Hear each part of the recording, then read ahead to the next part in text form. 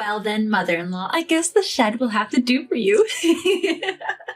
Emmy laughed, pointing to the small shed in my backyard, suggesting it as my new room. Matilda, Emmy's mother, not only failed to correct her daughter, but joined her in laughing at me. I was boiling with anger at their behavior.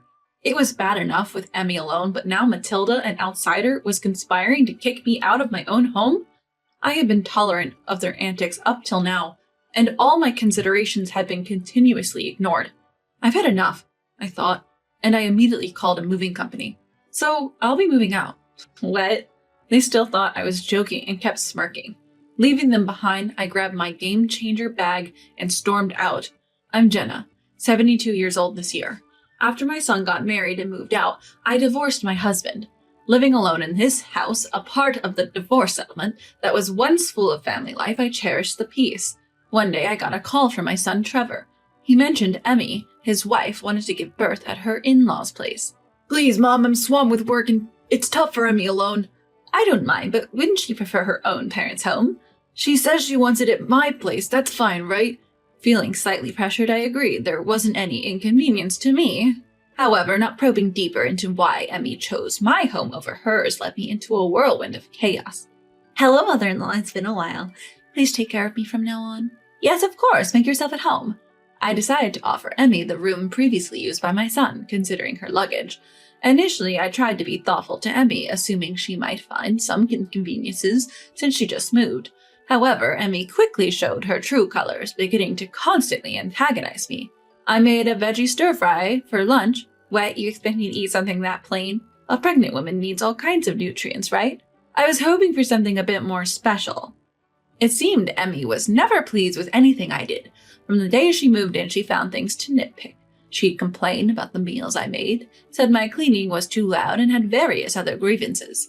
I thought maybe it was just pregnancy mood swings and tried to be patient. But when she told me my footsteps were too noisy and that I should stay out of the room, it really threw me for a loop.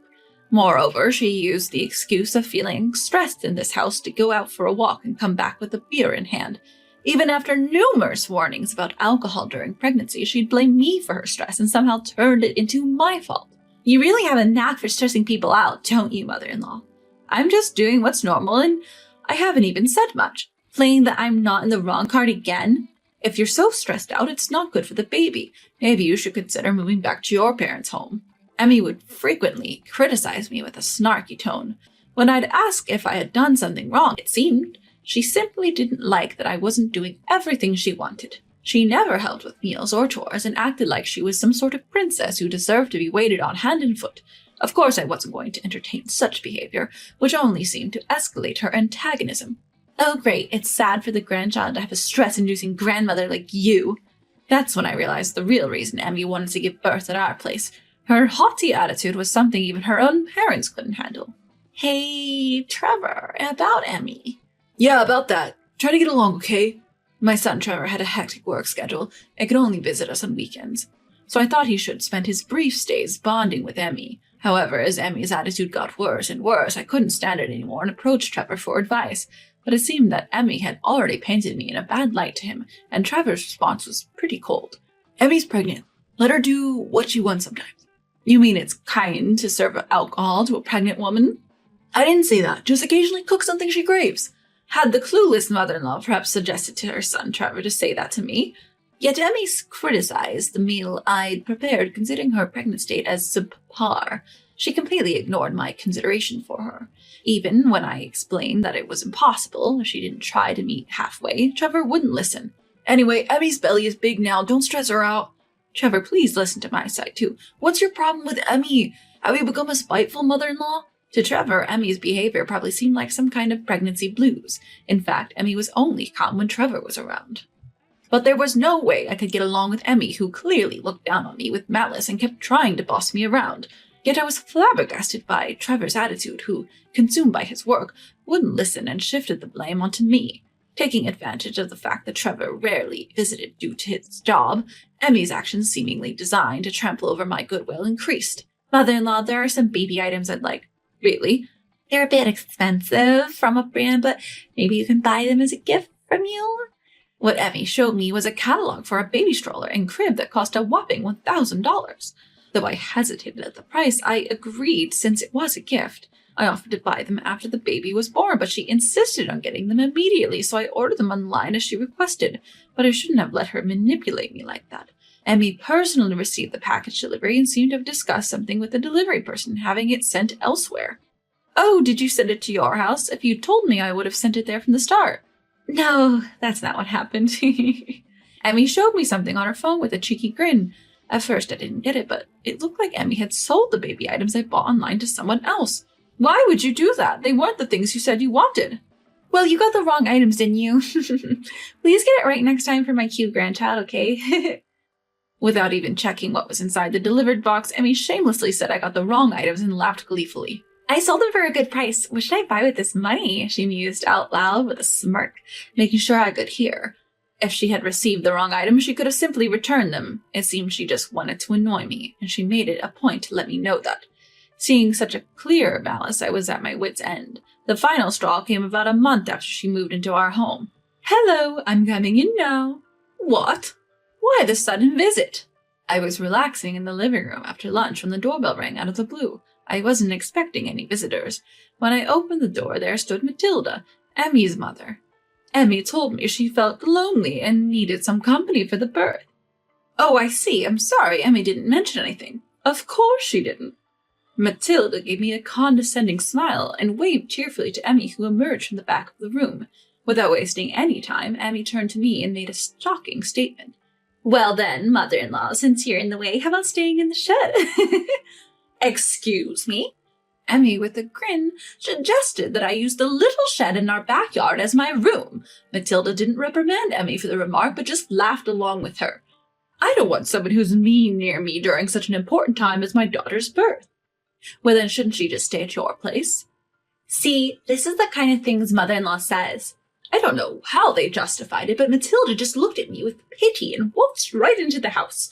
I was about to complain about trespassing, but the two of them just ignored me and went on chatting. Heading into the living room, I was furious at their audacity.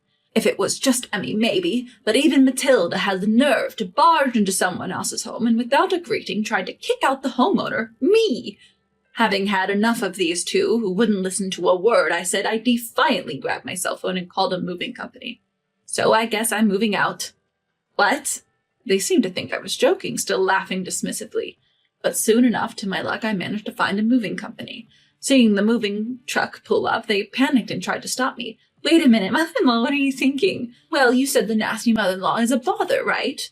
Where do you think you're going? Isn't this unreasonable? Unreasonable? Maybe reflect on your own actions first. In no time, a group of workers packed up everything in the house and started loading it into the truck. The TV, sofa, furniture, electronics, everything from the living room that Emmy had treated like her own, disappeared right before our eyes. Watching the house get emptied out, the two just stood there stunned. How are we supposed to live here with no furniture? Well, remember, I'm the nasty mother-in-law, so I don't really care. Is this how you treat pregnant women? Considering how you've treated me, I wouldn't call it human behavior. Anyway, I'll leave the rest to you two. Leaving a still loudly complaining Emmy and her gang behind, I headed towards the hotel. The luggage I had hastily removed was temporarily taken care of by the storage service, so I decided to enjoy a rare day out.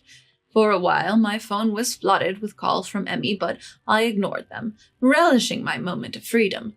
After a relaxing dinner, I finally took a call from Trevor, who seemed to have finished his work. Hey, Mom, what's the deal? Really, Trevor, I don't remember doing anything to deserve being yelled at over the phone. It seems like Trevor had also heard some twisted version of events from Emmy. I filled him in about Emmy's mother unexpectedly barging into our home, and now they tried to kick me out into the shed. But Trevor brushed off my side of the story, insinuating that it was some fiction spun up by my cunning daughter-in-law. Emmy said you'd been mean to her all along, and she had no choice but to seek help from her mother. Well, if that's the case, shouldn't she have gone back to her own home? Why drag her mother to mine? You must have pulled some trick to stop Emmy from leaving. I felt a headache coming on dealing with Trevor's baseless accusations. Cutting him off as he went on about not understanding why I'd leave Emmy with her family, I said, looking at something I'd prepared earlier. If you're so sure about all this, you have some evidence to back it up, right? What evidence? What are you talking about? You can't possibly make your mother the villain without a shred of proof, right? All I need is Emmy's word. That's ridiculous. I was ostensibly kicked out based on such ludicrous claims. I sternly rebuked Trevor and told him to come to our house over the weekend. Intent on confronting those who painted me as the convenient villain, I decided to return home the following Sunday. Oh, have you come back so soon with regrets? As I approached our eerily quiet house, Emmy acted like she owned the place, greeting me with her typical audacity. I wondered how she was managing in our home stripped of all its furniture. It appeared that Trevor had brought in bedding and other items by car from his house. If you give back the furniture and appliances, now maybe I'll forgive you. Why should I give back what was originally mine? Showing no signs of remorse, I called over Trevor and Matilda, producing an item I had taken from our home. It was my personal video camera, which had been secretly recording Emmy's usual behavior. What's that? As you can see, it's a video camera. It captured your usual attitude quite well. With that, I pressed the play button. The sound of Emmy's voice echoed loudly in the living room, making all three of them turn pale. Mother-in-law, are you really going to make a pregnant woman eat such poor food again today? It's a meal considering the nutrients a pregnant woman needs. I wouldn't recommend the fried chicken you always buy from the grocery store. Still, I wish you'd let me eat something better. At first, it was just bratty conversation, but as it continued, both Trevor and Matilda were glued to the screen, watching Emmy's deteriorating behavior. Is Trevor always working because he's an incompetent son who can't do his job? How can you talk about your own husband that way? But isn't it true? So engrossed in attacking me, there were scenes where Emmy didn't hesitate to hurl verbal abuse at Trevor. Another scene showed her complaining about Trevor on the phone in the living room, loud enough for me to hear. Emmy desperately tried to stop the video. But Trevor intervened. Cornered by Trevor, she became flustered. What the hell is this, Emmy? Didn't you say my mom was bullying you? This isn't what it looks like. What's different? How could you say such terrible things? While Emmy, cornered by the two, was searching for a way out, I continued playing the recording. It clearly captured the conversation about the $1,000 baby item she had previously forced me to buy. Unable to stand it anymore, Emmy lunged at me, screaming loudly, "Why are you doing this? Why did you even record this? This is a breach of my privacy." "But Emmy, you lied. You told me Mom was taking the money I gave you. What did you really use it for?" "I can't believe this. I came here to protect you from your mean mother-in-law, and you do this?" "I keep telling you it's not like that. I haven't done anything wrong." They kept arguing back and forth, each blaming the other. Tired of watching them justify themselves and hurl insults at each other, I raised my voice as loud as the three of them combined. "Enough is enough." What's going on, Mom?"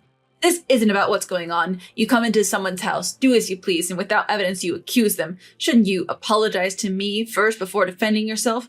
I'm sorry, Mom. Mrs. Jenna, I truly apologize. Why should I?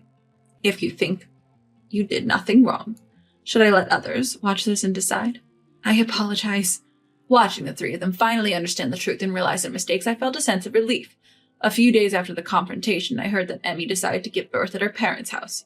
Apparently, Matilda had only heard Emmy's side of the story and was furious, saying, "My daughter has embarrassed me."